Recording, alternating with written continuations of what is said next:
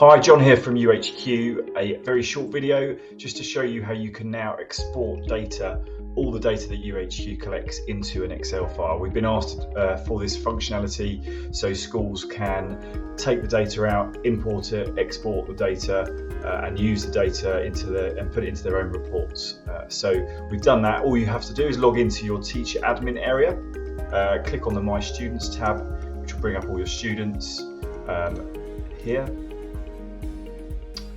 And you can then just click on the export as CSV file. That will download it as a CSV file. I'll now shortly just show you what the CSV file looks like.